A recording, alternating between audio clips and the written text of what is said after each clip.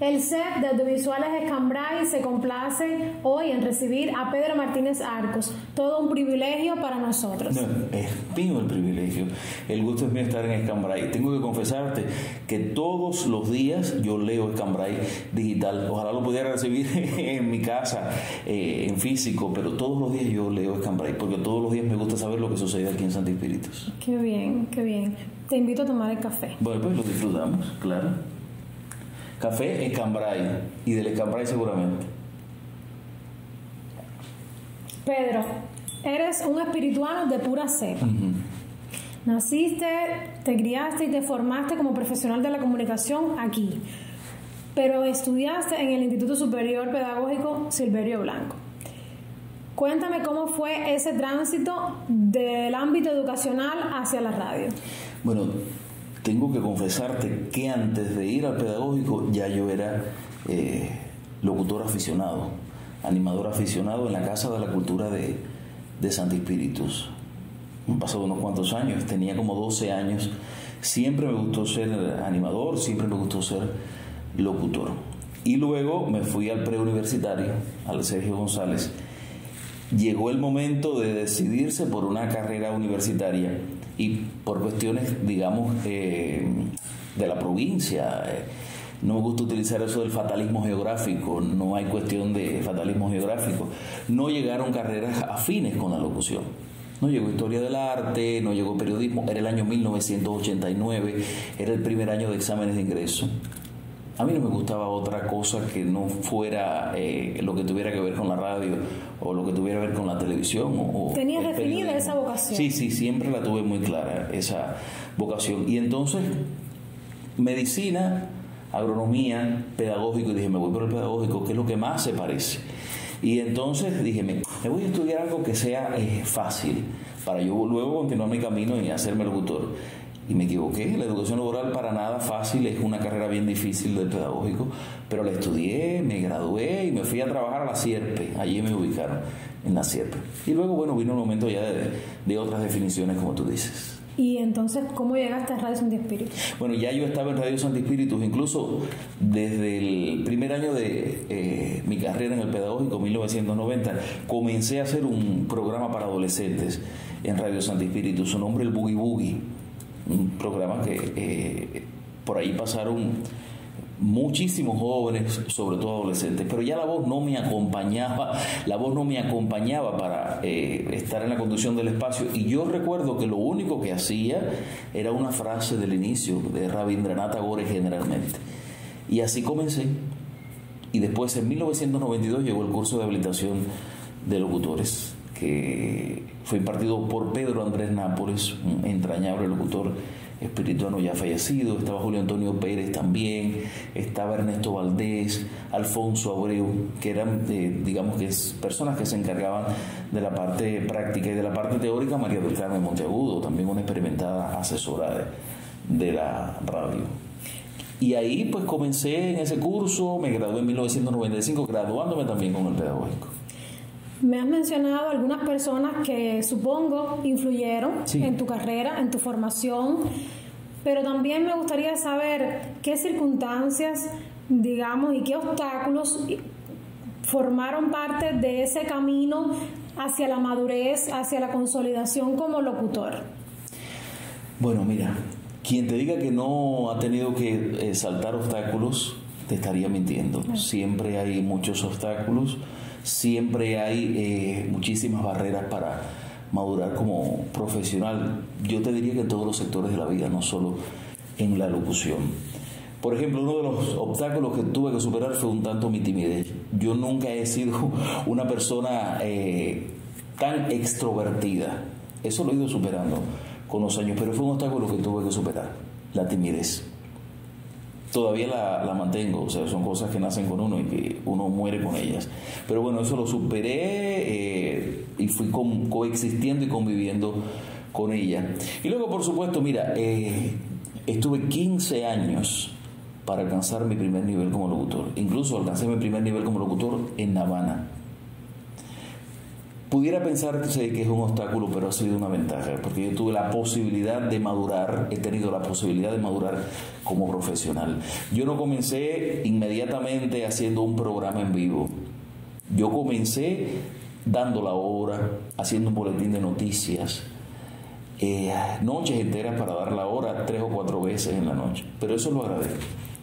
30 años de carrera ya como profesional de los medios de comunicación. Estuviste durante 8 años siendo el locutor de Con Entera Confianza en Radio Taíno. Sí. Luego como redactor y locutor de la redacción cultural de Haciendo Radio. Hoy eres director general de Haciendo Radio y también haces la revista Así. Quisiera saber ese paseo, digamos, de una radio, de una emisora a otra, como Radio Taíno, como Radio Rebelde, con toda la confianza con la que te transitas de una a otra, ¿cómo ha sido? Si hubo un choque, digamos, al salir desde acá, desde Santi Espíritu hacia La Habana, ¿cómo te ha ido? ¿Cómo has lidiado con la vida habanera, con los medios habaneros? Hay una palabra que tú has dicho que es esencial: tránsito. Hay que transitar, no me canso de decirlo. Cuando llegué a La Habana ya yo había transitado por Santi Espíritu, no había quemado etapas. Yo había ido descubriendo el medio, había ido descubriendo la radio poco a poco. De hecho, en Santi Espíritu comencé a prepararme como director. O sea, ahora estoy como director en La Habana, pero en Santi Espíritu fue que comencé a prepararme como director. Hice mi curso de habilitación como director aquí en Santi Espíritu y aquí me evalué como profesional por primera vez. Es decir, que ya cuando llegué a La Habana yo había transitado. Es una palabra que siempre repito: transitar. No se puede quemar etapas. Cuando quemas etapas, luego llegas a un lugar con vicios, con muchísimos vicios. Y entonces es lamentable tu carrera. Ir modificando, digamos, algunos vicios o, ¿por qué no decirlo?, puliendo donde quiera que encontraste algún defecto, porque además siempre dices que compites contigo mismo. Sí, conmigo, sí. Que no compites con nadie, que compites contigo mismo. Y uno es muy exigente en muchas ocasiones con uno mismo cuando se trata de respetar al público como parte de la labor de los profesionales de la comunicación. Entonces quisiera saber, cuando supiste que ibas a viajar a China en 2019, porque digamos fuiste seleccionado, ¿cómo fue esa noticia y esa experiencia en China? El viaje a China es algo fabuloso. Fue algo impactante, algo que me sorprendió cuando me llamaron de la presidencia del ICRT para que fuera a China. Ya habían ido muchas personas a China, de los medios de comunicación, no de La Habana, sino de todo nuestro país. Y yo, de hecho, fue el último curso que se hizo antes de la pandemia, no ha habido otro. Era un curso para aprender sobre la tecnología de la radio y la televisión. En la televisión se hablaba de HD, se hablaba de alta tecnología en la radio, en fin. Era un curso al que asistimos personas de África y de América. Había allí de Botsuana, Nigeria, Uganda, Ghana. Y bueno, por América Argentina habían personas de islas del Caribe. Habían personas tan distantes de Tonga, por ejemplo, como de Tonga. Y fue una excelente experiencia. Es un proyecto que forma parte de la Ruta de la Seda del presidente Xi Jinping, que paga el Ministerio de Comercio. Y yo fui invitado, nosotros fuimos invitados por la Universidad de Comunicación de Shanxi, en Taiyuan City, que es una provincia china. Una experiencia fabulosa. Conocer no solo su tecnología, es conocer su cultura, compartir con ellos, es disfrutar China. Tuve la posibilidad de estar en la Gran Muralla China, tuve la posibilidad de estar en la Ciudad Prohibida, en el Palacio de Verano, en fin, en muchos espacios chinos. Ha sido una experiencia que tengo que agradecer enormemente a la radio y a esta profesión que escogí. Vienes a Santi Espíritu de visita y al pasar de los años, ¿qué extrañas de tu ciudad? cuando la visitas, cuando vienes acá, cuando digamos quieres tomarte un café en el Boulevard o en los alrededores del Parque Serafín Sánchez y quieres salir por la noche, ¿qué extraña, Pedro? Siempre vengo a Santi Espíritus. Vengo 2 veces, 3, 4, 5, 6, no sé en el año cuántas veces vengo. Aquí están mis padres, aquí están mis hermanos, mis amigos, mi familia. Hay muchas personas que quiero, muchas personas entrañables para mí. Pero extraño las opciones culturales en Santi Espíritus. Lamentablemente son pocas. No nos podemos ahora mismo escudar en los temas de la pandemia. Desde hace ya un buen tiempo no había opciones en Santi Espíritus culturales. Me da tristeza ver que la Casa de la Toba no tiene una programación habitual. Santi Espíritus es tierra de tríos. Se supone que debe haber al menos un trío diario en la Casa de la Trova. Y eso no está. A veces, digamos, falta la programación habitual en el teatro. Ojalá estuvieran aquí más agrupaciones del país. Me duele muchísimo ver cómo hay giras nacionales y la provincia es saltada. No pasa una orquesta por aquí, no pasa una agrupación teatral por aquí. No recuerdo la presencia del Ballet Nacional de Cuba en Santi Espíritus. Y los espirituanos también amamos las artes. Fíjate. Recuerdo que una vez, hace muchos años, yo era un jovencito, vino aquí, pero trajeron, digamos, un programa concierto del Ballet Nacional de Cuba. Yo recuerdo que era Don Quijote, no sé si había algo de Carmen, en fin, pero no ha estado nunca el Ballet Nacional de Cuba aquí. Quizás tampoco porque el teatro nuestro lo permite. Pero extraño mucho las opciones culturales en Santi Espíritus. Ahora mismo Santi Espíritus es una ciudad que languidece muy temprano. El espirituano se acuesta muy temprano, quizás porque no tenga otra alternativa. Y yo creo y quiero y tengo fe que en algún momento Santi Espíritus vuelva a tener una programación cultural. En medio del periodo especial, los años 90, había en Santi Espíritus no sé cuántos centros nocturnos. ¿Y por qué ahora no pueden existir? Estaba la Colonia Española, estaban los Altos del Perla, estaba el Rincón de las Variedades, que es el Café Central, estaba el Café Cantante, que es lo que es ahora sí, ahí está el Café Cantante, antes estuvo la emisora allí. En fin, había muchos lugares en Santi Espíritus, ¿y por qué ahora no pueden estar? Eso extraño de Santi Espíritus. Muy interesante tu pregunta, y esperemos que en algún momento Santi Espíritus deje de ser una ciudad que duerme mucho. ¿Cómo es un día normal en la vida de Pedro como profesional de los medios de comunicación en La Habana? Bueno, me levanto muy temprano porque me voy haciendo radio. Sabes que haciendo radio es de 5 a 9 de la mañana ahí en Radio Rebelde. Me levanto a veces 3:30 de la mañana y luego termino 9 de la mañana. Si no tengo televisión ese día, puedo regresar a mi casa y volver a la radio cerca de las 3 de la tarde hasta las 7 de la noche. Pero a veces hay otras cosas que hacer, a veces hay trabajos para los que te llaman. Mis días no son normales, mis días no suelen ser normales, suelen ser anormales, independientemente de toda la vorágine propia de una persona, de la casa y de todo lo demás. Pero mis días a veces son de mucho corre-corre, muy agitados. Desde el año 2012, esos días, como me comentabas, incluyen estar en la televisión, formar parte de la familia de Mediodía en TV.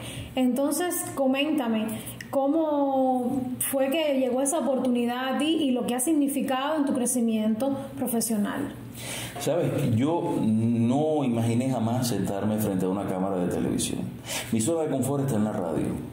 Mi medio por excelencia es la radio.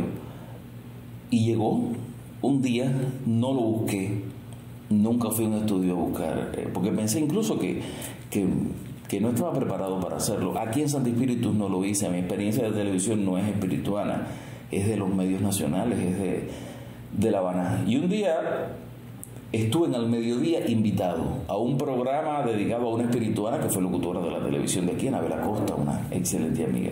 Y a partir de ahí la directora de Al Mediodía me vio, me preguntó si yo había hecho televisión y no. Y así fue pasando el tiempo, pasaron como 2 o 3 años para que eso sucediera. Y Marina un día me dijo, Pedro, ¿tú te atreves? Y dije, bueno, si tú confías en mí, yo no tengo la más mínima experiencia de televisión, jamás. Y tengo que confesar que el primer día que ya se dio la posibilidad de estar en el programa en vivo, yo decía, ¿pero qué hago yo aquí? Si yo soy una persona feliz en la radio, ¿qué hago yo aquí sentado?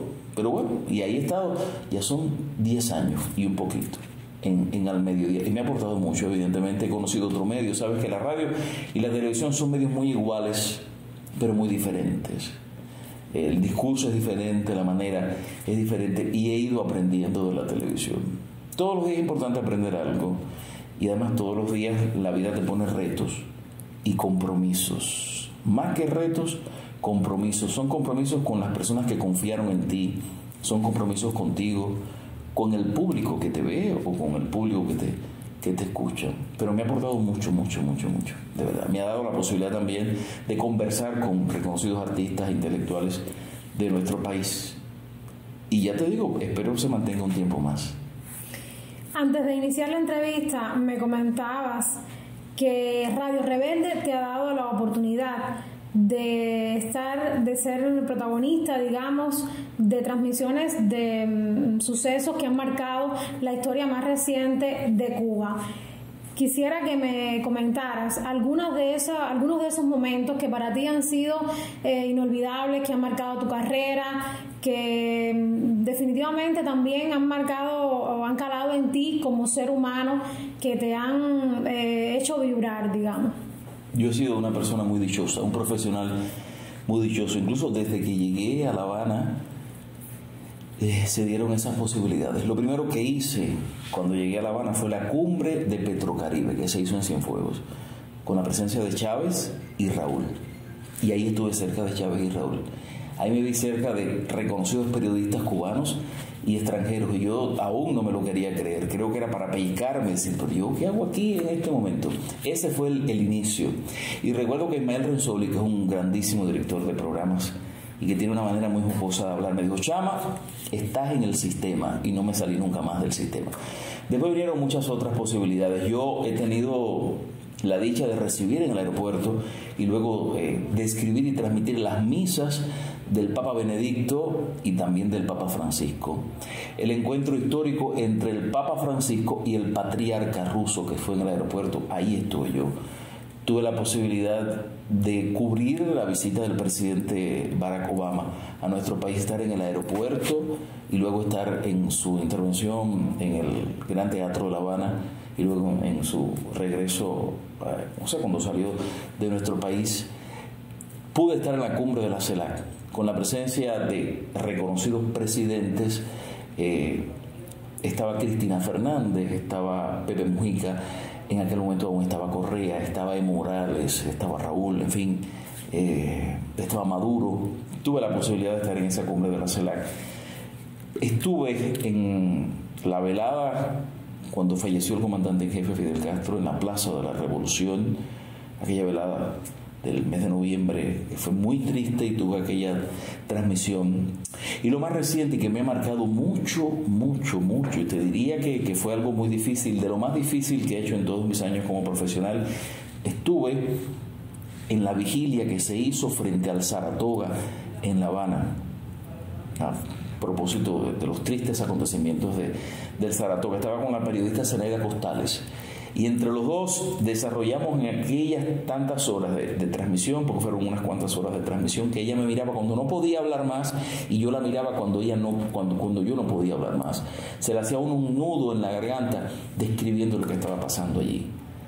Muchas cosas que no se pudieron describir, que son indescribibles, que uno vio que sucedió allí. Ha sido de las tantas cosas que he hecho, y eso es una de las cosas más difíciles que yo he hecho como locutor y como profesional de la radio. Pedro, recibiste en 2019 la distinción Micrófono de la Radio Cubana. ¿Cuánto sucedió dentro de ti en ese momento? El 2019 fue un año importante para mí, fíjate, fue el año en que recibí ese micrófono de la radio cubana, que es también, como te decía, un compromiso con tantas personas y con mi trabajo. Vino el viaje a la República Popular China y te pasan como una película por tu mente cuando recibes ese premio, muchas experiencias buenas y malas, pero que de todas se saca un aprendizaje, ¿no? Y las malas de pronto te das cuenta que se convierten en buenas. Y de verdad yo decía, pero yo aún ya todavía el premio nacional, el micrófono de la radio cubana que es tan importante para los radialistas del país. Y dije, bueno, por alguna razón me lo están entregando. Digamos que es un premio a la entrega y al sacrificio, sobre todo al sacrificio. Creo que hay que entregarse y sacrificarse. Quien piense que puede lograr cosas sin sacrificarse y sin entregarse está totalmente equivocado. Por ahí, por esa línea, entonces quiero para ir concluyendo nuestra entrevista, ¿qué consejos tienes para los jóvenes que inician en los medios de comunicación, que sueñan con ser locutores, con formar parte de la familia de radialistas cubanos? ¿Qué consejos le da Pedro? Volvemos a esa palabra que tú mencionabas hace un rato y que yo me apropié de ella, transitar. Es importante transitar y no quemar etapas. Hay que prepararse, hay que superarse, hay que estudiar constantemente, hay que vivir de la radio, pero sobre todo vivir para la radio o para los medios de comunicación. No improvises, prepárate, supérate, sé honesto y consecuente contigo y con los demás, y sobre todo sé humilde. La humildad es importante. La humildad siempre te va a hacer grande. Si, digamos, tienes en cuenta todo eso, el tránsito será un poquito más fácil. Nunca el tránsito es fácil. Siempre el tránsito tiene escollos, siempre hay obstáculos, pero es bueno que haya escollos y obstáculos porque lo superas y te superas tú y te hace eso un mejor profesional. Agradecida de que hayas estado en el set de Escambray, agradecida también por haber tenido la deferencia de compartir con nosotros una tarde acá. Es un placer para mí. Sabes que es la primera entrevista que me hacen en Santi Espíritu después que me fui. No ha sido una entrevista tan extensa y para hablar de mi trabajo es la primera vez que tengo la posibilidad, y para mí el orgullo de que me la hayan hecho, y se los agradezco al periódico Escambray. Un honor para el equipo de audiovisuales Escambray. Gracias. Nos veremos entonces a través de las cámaras o a través del éter. Un placer.